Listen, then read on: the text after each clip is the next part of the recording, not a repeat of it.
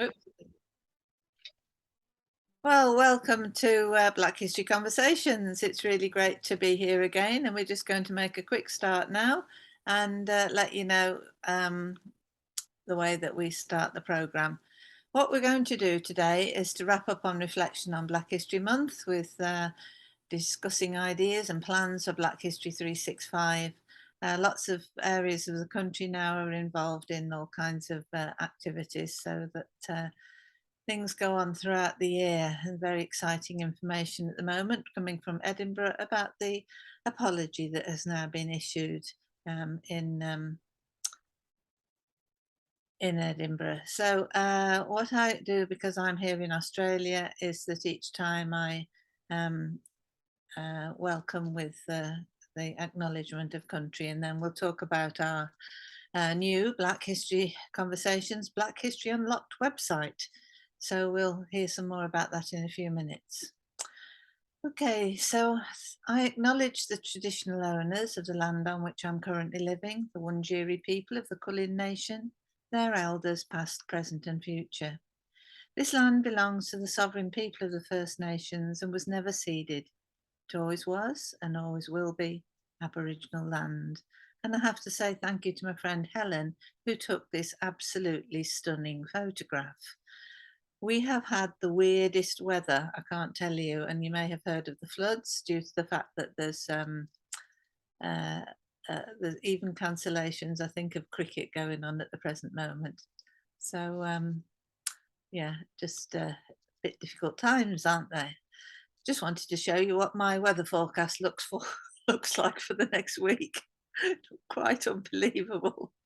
They even have a way of showing when it's ordinary rain and when it's really awful rain and when it's really terrible rain. So we've got a whole week to look forward to. So next Friday I'll be welcoming you wearing my snorkel and goggles, I think. Not looking too good. We actually live here. This is Port Phillip Bay here. We can see down from the hill we are to Port Phillip Bay, and I can see right along to this direction.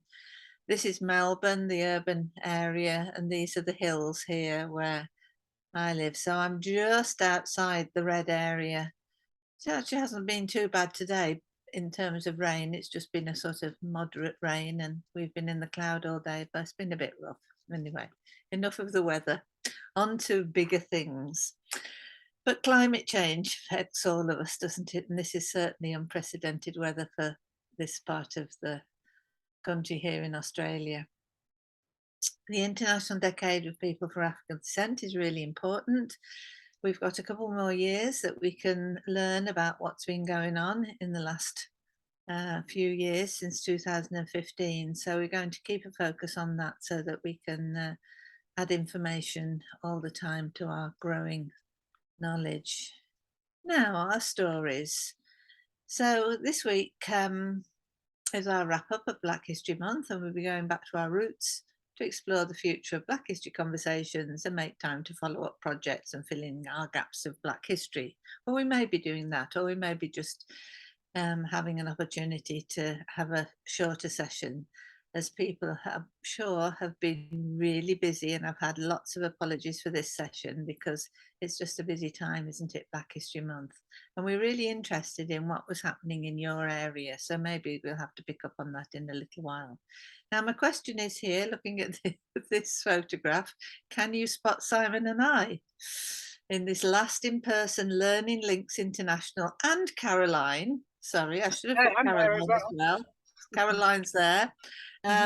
Held in Colwyn Bay in October 2019. That's the last time we were able to run a Black History Month seminar in person. Then we had to move onto Zoom. And that was how Black History Conversation started. Simon said, well, I can operate the Zoom. Can you do the talking? And off we went. So here we've got Simon. Simon, what were you speaking about at that event? It was the Livingston project, was it? It was the Livingston project, yeah, Yeah. African Companions. What we're celebrating on this occasion is actually the Reverend William Hughes and the African Institute of Colwyn Bay story. I'll tell you in a moment. But here we've got Caroline, who's with us now. That's lovely. And here's me smiling broadly in the background. So other colleagues here as well. But we'd had this, this is Learning Links International, had been given permission by Bangor Archives, and this lady, Jean, is the granddaughter of the Reverend William Hughes, and she'd given permission for this citation to be cleaned, photographed, and reframed. And we found the funding to do that because we felt it was important to tell the story of the Reverend William Hughes. And a little bit later on, I'm going to be telling you about Robert Burroughs' new book about the students. So, Caroline, I hope you're going to buy a copy of that if you Yeah, don't mind. yeah, looks very good. And read it and stick it in the post. Can you send along the book from Anne Carrad as well? Oh yeah, The English yeah, version of the story. If you can get both of them and send them, yeah. I've that would got be that one. super Yeah, I've wonderful. got it and read it. Yeah, Yeah, okay then, that's great. So it's in the that was, boxes. thank you. Oh, I hope you can find it. So Yeah, that was really good. I think this is Arthur Creeber and the lady from the library as well. He's from the Historical Society and the Mayor of Colwyn Bay there. So really nice to have all our friends there smiling happily. Okay, so that was certainly a blast from the past when I found that, but you know, it's not so long ago. Now, I sent out my letter this week, and first there was a request because we've been given a donation of £300 by Dr. Jim Thakordin. And we want to set up a better website that can be easily searched with articles and book reviews and include the weekly recordings that Simon does and posts. Now, we're asking if any individuals or organisations might consider sponsoring this initiative. Learning Links International is considering, we'll put it to our next board meeting, £100 contribution. But if there are any other offers, let me know, because we're really excited that we've got this opportunity. Black History Unlocked is the name that we're planning to use. So we'll be asking, you know, ask your friends, think about it, come back with comments. Black History Unlocked is bringing academic historians together with community researchers, authors, creative artists, poets, with the aim of to provide an accessible resource for people from around the world to explore our shared histories and the issues we face today as communities to address the Black Lives Matter agenda and challenge racism. Is this all we aim to do? We're having a little discussion earlier. I'm really interested in putting together training PowerPoints, which I think might be a really useful way. So if we've got a PowerPoint on a particular topic, we can put links and things with it. And also reports back from school projects like we had last week, museums. And we're also working with Stuart, we're working on this website now with Stuart from Gemford Web and Graphic Design, as he was recommended to us by the Black Heritage Walks Network team. Right, so we can discuss the PowerPoint again at the website again at some stage, but we want to engage people in discussing. So we'll be coming back and back to this, and hopefully by Christmas we'll have a working website which we'll be able to go into next year with, that will really be a lot easier to find the wealth of information that we've got. Now, last week we had students from Coleg Menai working on the Woven Histories project with Charlotte Hammond, the University of Cardiff, myself and Marcia Dunkley from Black Heritage Walks Network. It was a really good session, really interesting to have the students talking with us. And the recording is now on the blackhistoryconversations.com website. So you can look at that if you missed it. So this is just to say who the project, what the project's about. It's called Woven Histories, and it was based on the work that Caroline and I and others did. Here's Caroline, myself, other colleague here, Natalie Fagan-Brown from Learning Links International, and other colleagues. So that was based on the From Sheep to Sugar project in 2019, which was a very, very interesting project in Wales, looking at the production, the increased production of woolen cloth specifically for the slave trade and clothing enslaved Africans. So that's just to say again that that was the thing that we did last week.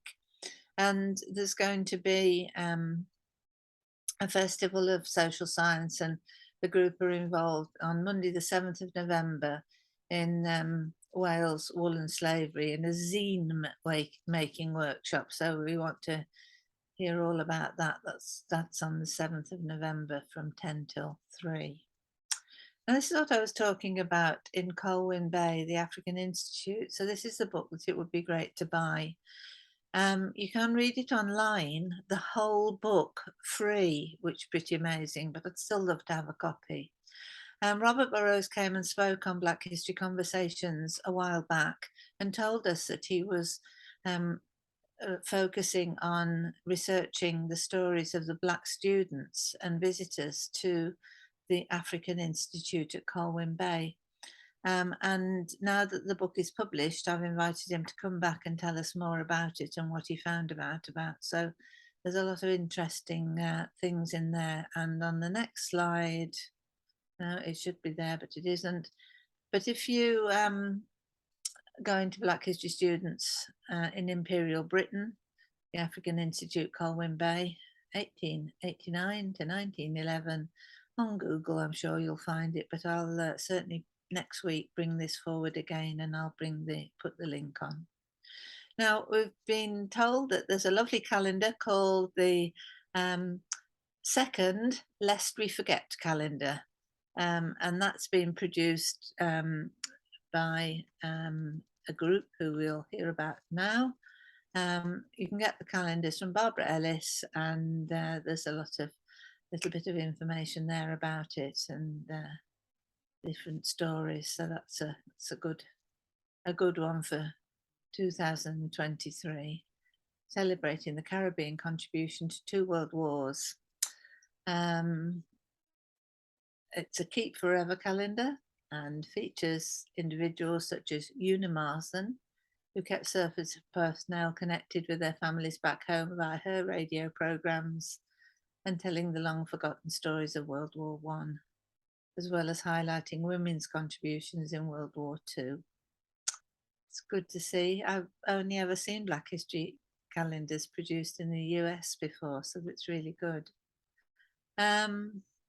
Now, a contact of ours in Nigeria, he's now finished his book on the history of the development of Christianity and across Nigeria. And so he's asking if we know of any email lists that we can advertise the book. So I think we might put that out on ours, and certainly the North Wales Africa Society, I'm sure, will help. I think we might have missed this one. This was, but no doubt it'll be recorded. David Alston's talk on understanding British portraits, which is interesting. He's talking about the portrait of an enslaved African boy called Moko, who appeared in a portrait in 1733. And I think this is about all for now. I just wanted to say that this wonderful US-UK summit on race was recorded in its many different sessions were recorded and made available on the web. So that's something else that you can chase up for yourselves. So that's good. I'm just going to get my stop share here and say thank you very much indeed. Great picture of you, Caroline, there. Okay, then, well, thank you for that. I think we should stop recording now, Simon, if that's okay.